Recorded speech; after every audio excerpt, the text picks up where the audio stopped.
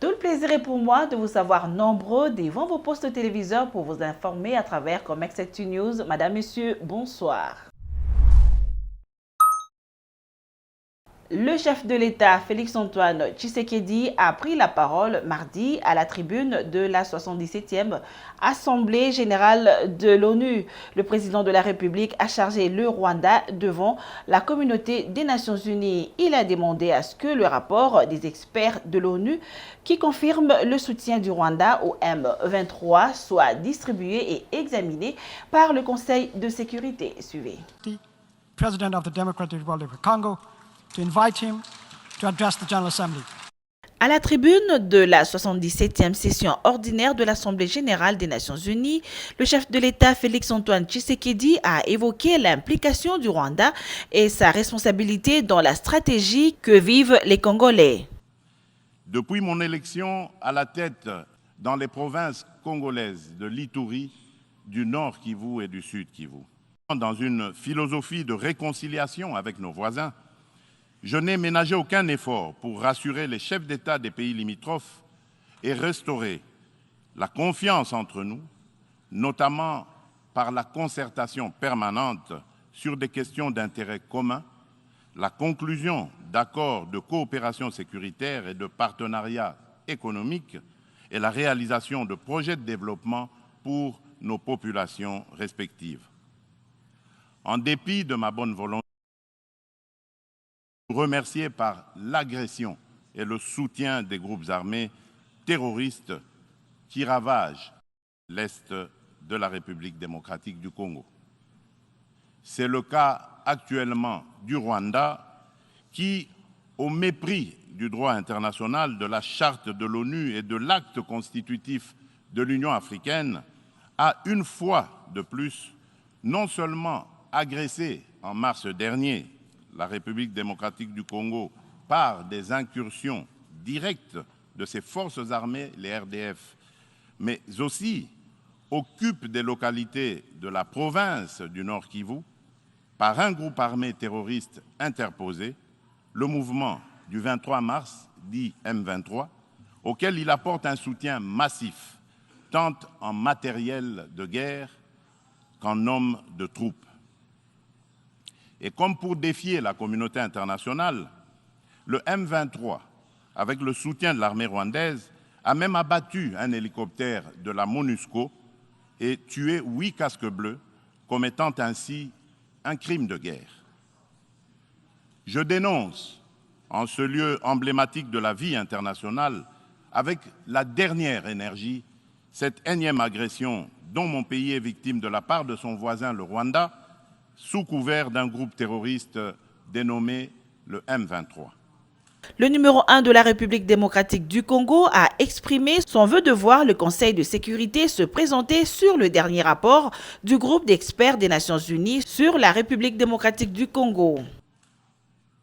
Monsieur le Président, l'implication du Rwanda et sa responsabilité dans la tragédie que vivent mon pays et mes compatriotes des zones occupées par l'armée rwandaise et ses alliés du M23 ne sont plus discutables, dès lors que plus d'une fois, aussi bien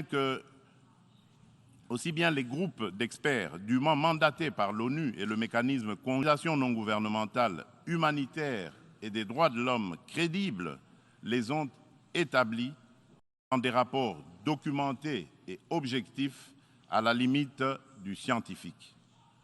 Au demeurant, pour éclairer la communauté congolaise, réitère sa demande au président du Conseil de sécurité de distribuer officiellement aux membres du Conseil le dernier rapport des experts de l'ONU sur la situation sécuritaire à l'est de la République démocratique du Congo et de le faire examiner avec diligence par lui afin d'en tirer toutes les conséquences qui s'imposent sur le plan du droit, de la paix et de la sécurité internationale.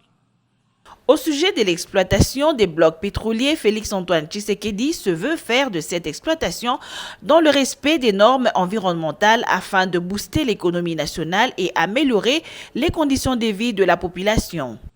Monsieur le Président, je saisis cette opportunité pour apporter de la lumière sur le volet environnemental de l'appel d'offres lancé le 28 juillet dernier par mon pays pour l'exploration de ces 27 blocs pétroliers et 3 blocs gaziers, appel qui semble faire inutilement polémique sur la place publique internationale. À ce sujet, il convient de rappeler qu'aucun instrument juridique international pertinent ratifié par la République démocratique du Congo ne lui interdit d'exploiter ses ressources naturelles pour cause de protection de l'environnement ou par crainte de l'aggravation du réchauffement de la planète. Ensuite, l'accord de Paris de 2015 reconnaît aux pays en voie de développement le droit d'émettre le CO2 pour le développement, mais en prenant des précautions. Ainsi, le gouvernement de la République démocratique du Congo s'est fixé comme objectif d'exploiter, dans le respect des normes environnementales, les ressources naturelles du pays et de les transformer localement pour leur donner de la valeur ajoutée et booster l'économie nationale, notamment par la création des richesses liquides et des emplois afin d'adopter et prises pour éviter des impacts négatifs sur l'environnement. Le chef de l'État a par ailleurs appelé à la réforme de l'ONU qui semble battre de l'aile. Il a appelé à la levée immédiate des sanctions contre les Zimbabwe sur son peuple. Il a en outre évoqué les atouts dont dispose la RDC, un des principaux producteurs des minéraux stratégiques essentiels à la transition énergétique. En revanche, au nom de la solidarité et de la justice internationale, nous nous posons des questions sur le maintien des sanctions contre le peuple du Zimbabwe, des sanctions qui, de plus, datent de l'époque du défunt président Robert Mugabe. Pourquoi notre organisation est-elle si silencieuse et si indifférente à cette injustice, à la limite du crime, contre un peuple innocent? En ma qualité de président en exercice de la Communauté pour le développement de l'Afrique australe, la SADC, je lance un appel pressant aux Nations unies de mettre tout en œuvre pour obtenir la levée immédiate des sanctions contre la République du Zimbabwe et son peuple. Des réactions ne se sont pas fait attendre après le discours du chef de l'État à la tribune des Nations Unies. Chris Mukendi, cadre de l'AFDC, salue ce discours qui pointe le Rwanda du doigt. De son côté, l'analyste politique Henri Chimalaga parle d'un discours qui met à nu les effets à la base d'insécurité à l'est de la République démocratique du Congo. Suivez. Pour Christ Mukendi, cadre de l'AFDC, après ce discours du chef de l'État qui n'a pas hésité de pointer du doigt le Rwanda, les décisions à l'interne devraient être prises. Je crois que comme tout Congolais, je ne peux que saluer les discours du chef de l'État qui n'a pas hésité devant la tribune des Nations Unies à pointer le Rwanda du doigt, mais aussi appeler la communauté internationale à ses responsabilités. Mais je crois qu'au-delà de cette dénonciation de l'agression dont nous sommes victimes, je crois que des décisions en interne devraient être prises pour pouvoir, en tout cas, dans la mesure où il est clairement établi qu'il y a un complot qui existe à l'international contre la RDC, il faut que nous puissions prendre notre destinée en main, puisque nous avons des populations à protéger à l'est de la République. S'il faut tourner les regards vers d'autres nations aussi puissantes que les États-Unis qui pourront nous aider à pouvoir ramener la paix en RDC, il faut le faire. Là, je vois la Russie, je vois la Chine, je vois la Corée, dans la mesure où il est clairement indiqué que la communauté internationale, principalement les États-Unis, appuie le Rwanda et appuie les M23. Donc, il nous revient à nous de pouvoir décider sur notre destin. Bravo à Félix Tshisekedi, il a mis chacun devant ses responsabilités. C'est en ces termes que réagit l'analyste politique Henri Chimbalanga. Pour moi, je pense que bravo à lui, il a tout dit et il a mis tout le monde, chacun devant ses responsabilités, en sollicitant même auprès du président du Conseil de sécurité, de mettre à la disposition de tout le monde, de tous les participants, les rapports des experts de l'ONU sur cette situation-là. Parce que ces rapports-là sont clairs. signifie que le Rwanda agresse la RDC. Parce que quand on revient sur l'interview du secrétaire général des Nations Unies, faisant même encore une fois croire que le M23 se comporte en une armée organisée, régulière, avec des armes sophistiquées et qui viendrait de quelque part. Alors lui qui est censé en connaître même l'origine de tout cet armement-là, qu'il vante sophistiqué. Et je pense que c'est dans tout cela que le président de la République a eu le courage de donner, de leur rendre les faits, qui pour autant peut-être pensaient que la RDC n'en est pas tellement informée.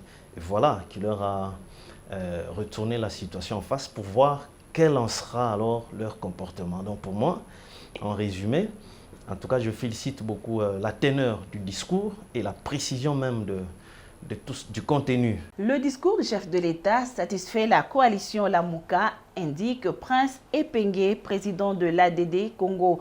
Pour lui, Félix-Antoine Tshisekedi a enfin compris que Paul Kagame n'était pas un ami. Il est joint au téléphone par Guéli Kembia.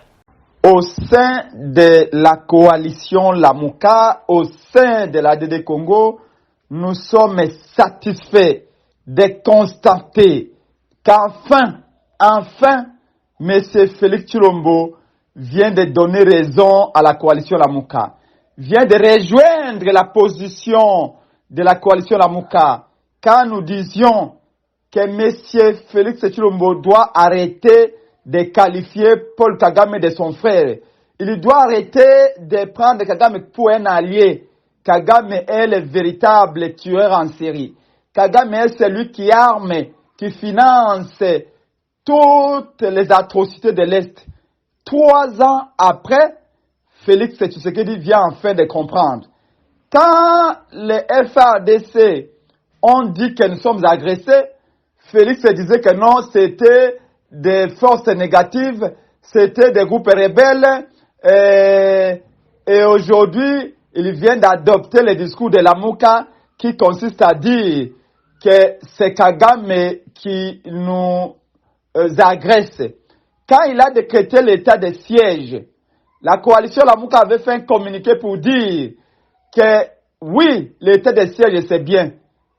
Nous allons en guerre avec l'état de siège. Mais contre qui?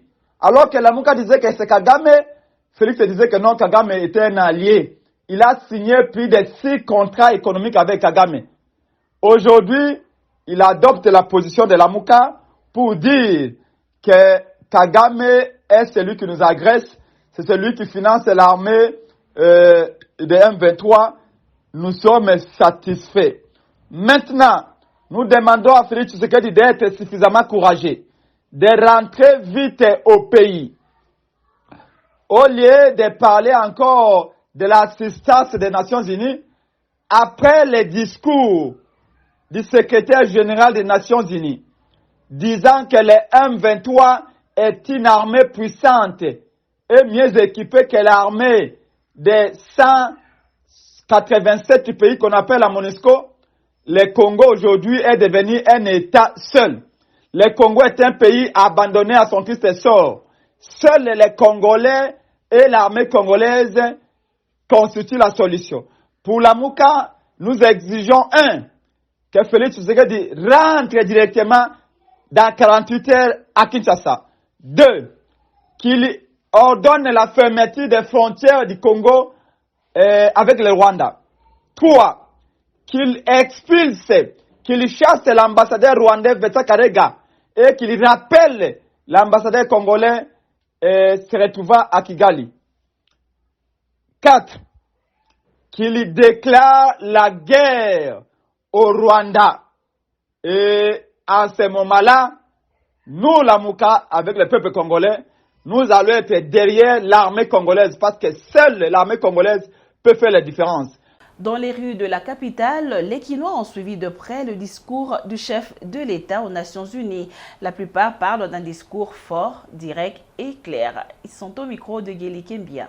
C'est des choses qui sont inacceptables. Parce que quand on voit les problèmes qui nous intéressent plus, c'est les dossiers Est, où il y a une complaisance comme si le plan initié à l'époque de Lumumba de balkaniser le pays est toujours de mise sur la table. Heureusement, la responsabilité qu'il a prise d'enterrer Lumumba l'a vacciné pour que le sud de Lumumba puisse se réveiller à travers tous les Congolais. Et nous sommes satisfaits. Je crois que la grande majorité de la population diront qu'ils sont satisfaits.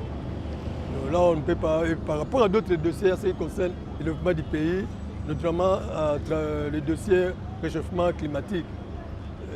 Comme notre pays pèse sur l'aspect protection environnementale, on doit quand même y réfléchir 2 fois pour qu'on retrouve ce que nous méritons. Autre chose à présent, les efforts entrepris par le ministre du Commerce extérieur Jean-Lucien Boussa pour élever son secteur ne laissent indifférent plus d'un Congolais. C'est le cas de l'analyste politique Boni Kamunga qui se dit très flatté par les réalisations de Jean-Lucien Boussa qui va dans le sens d'accompagner la vision du chef de l'État Félix-Antoine Tshisekedi. C'est un extrait choisi par Vadia Basten. Qui est le secrétaire général du commerce extérieur. Na immeuble la fonction publique quota na couloir wana ezaki ndeni avant accession à Jean Lucien ezaki ndeni solo salité lelo vana couloir so kotika na couloir oka climatisation oka ndenge papa oka ndenge zali kende na OCC va voir asombina ba machine biloko laboratoire ya sika asomé na ba machine au laboratoire Yassika na bandino ka muke à l'accession de Jean Lucien comme ministre du tutelle qui est le secrétaire général oya comment c'est serré et pas maman ça c'est les bongos azali baba kepe baba ke retraite bon si âge koka qui c'est pas un problème ça pose pas un problème alors talaka secrétaire général ndenge koma liboso ya ki solo mais lelo na entrega ya porte climatisation informatisé yango tout là na 5 du ministre donc ça veut dire état traçabilité na commerce extérieur oui bazongeli ba viseur na bango bazongi ba prime bazongi biloko nyonso comme kozwa so yena OCC non c'est terrible et commis basali même ba taxe peut opposer pour kuna est-ce qu'il a réglementé mais oui 14 ba taxe combien ba taxe et comment est belé à Olongo, il y a aussi à Longo liba taxe belé 14 à virer en tout. Ah non, ça c'est Bolingi peuple était. À Longo liba taxe belé 14 taxes à la guerre.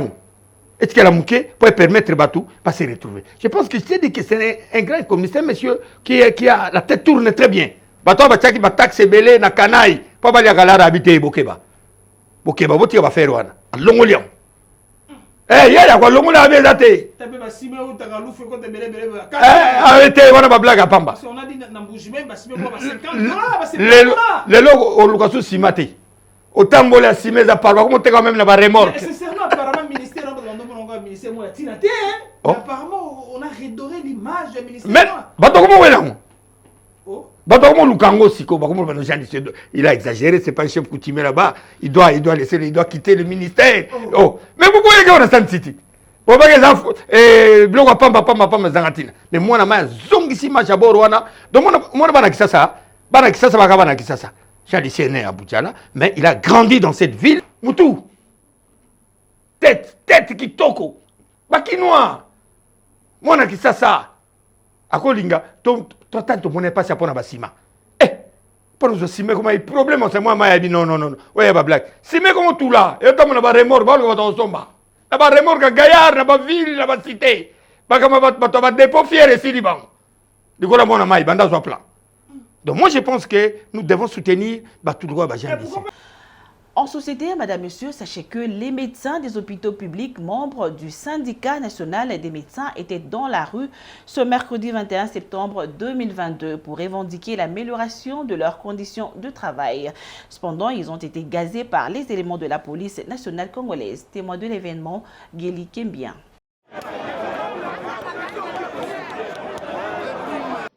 Les médecins des hôpitaux publics membres du syndicat national de médecins SINAMED ont été victimes ce mercredi 21 septembre 2022 d'une répression brutale de la part des policiers de la police nationale congolaise déployés au niveau des avenues de Juileries pour les empêcher de faire une marche durant laquelle ils réclament au gouvernement l'amélioration de leurs conditions socio-professionnelles. Gaz lacrymogène, coups et blessures ont été subis par ces blouses blanches alors qu'ils se sont réunis pour une marche de revendication.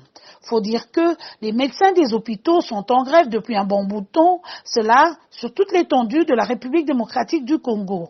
À l'origine, le non-respect par le gouvernement central des engagements pris en août 2021. Ils ont de ce fait lancé l'opération Hôpitaux sans médecins.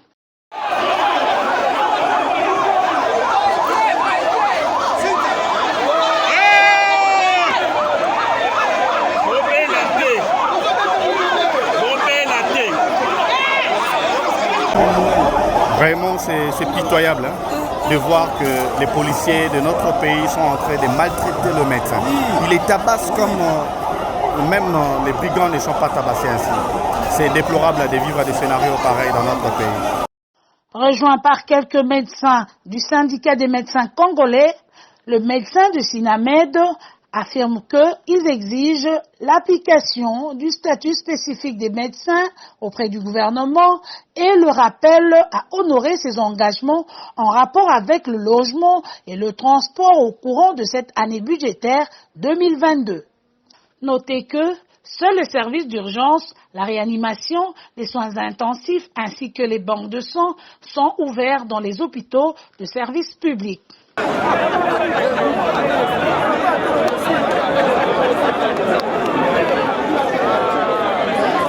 Voici à présent les tendances des valeurs des bases des bois congolais sur le marché international allant de la période du 1er mai au 31 octobre 2022. Suivez. Les tendances semestrielles de la mercuriale des bois allant de la période du 1er mai au 31 octobre 2022 se présentent comme suit. Le grume d'Afromosia observera le prix de 384,33 € pour la qualité marchande le mètre cube, 338,36 € pour la qualité standard le mètre cube et 303,94 € pour la qualité bois courant le mètre cube. Le grume du bois Sipo observera le prix de 271,26 € pour la qualité marchande le mètre cube, 255,21 € pour la qualité standard le mètre cube et 211,75 € pour la qualité bois courant le mètre cube. Le grume du bois Wenge, autrement appelé bois noir, se vendra à 400,82 € pour la qualité marchande, 358,92 € pour la qualité standard le mètre cube et 316,75 € pour la qualité bois courant le mètre cube. Le grume du bois Damia coûtera 144,54 € pour la qualité marchande, 130,7 € pour la qualité standard et 108,44 € pour la qualité bois courant le mètre cube. Le grume du bois Iroko observera comme LM le prix de 314,81 € pour la qualité marchande, 283,32 € pour la qualité standard et 247,30 € pour la qualité bois courant le mètre cube. Le grume du bois Kaya observera comme LM et coûtera pendant cette période 233,48 € pour la qualité marchande, 209,83 € comme prix standard et 183,20 € pour la qualité bois courant le mètre cube. Du côté du bois Kosipo, le grume observera comme prix 141,7 LM, 126,98 c'est son prix standard et 105,78 € pour le bois courant. Le bois Padouk observera le prix de 300,28 € pour sa qualité moyenne, 245,87 € pour la qualité standard et 191,62 c'est le prix de la qualité du bois courant le mètre cube. Bouclons avec le bois Tola dont le grume coûtera 142,5 € pour la qualité marchande, 127,83 € pour la qualité standard et 106,52 € pour la qualité bois courant le mètre cube. Voilà tout pour cette mercuriale des bois. Comex Actu Magazine vient de publier une édition spéciale dédiée à l'entreprise Ave Maria dirigée par Madame Rosette Osaka. Je vous invite à suivre ce spot. Comex Actu Magazine, déjà dans vos kiosques, à découvrir l'édition spéciale Ave Maria, concrétisation d'un engagement chrétien des Rosettes Osaka Yanju. Découvrez cette entreprise vouée au bien-être du peuple congolais, des services rendus par un personnel de qualité. Ave Maria, à lire, les nettoyages et la maintenance du bâtiment. Les jardinages d'Ave Maria démontrent ses prestations de qualité, mêlant ensemble utile et stylisme. Ave Maria se base sur le dessin proposé par les clients pour y apporter sa touche maison.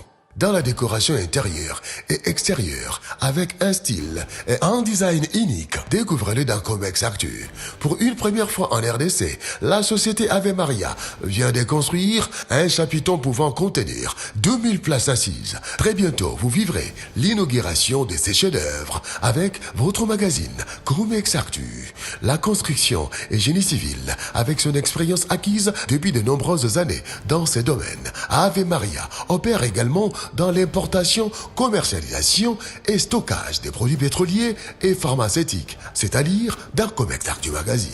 Œuvrant dans les hydrocarbures, la société Ave Maria vient d'implanter une grande station d'essence au Katanga, à Lubumbashi. Lisez et faites lire votre magazine Comex Actu. Comex Actu, communiquez autrement.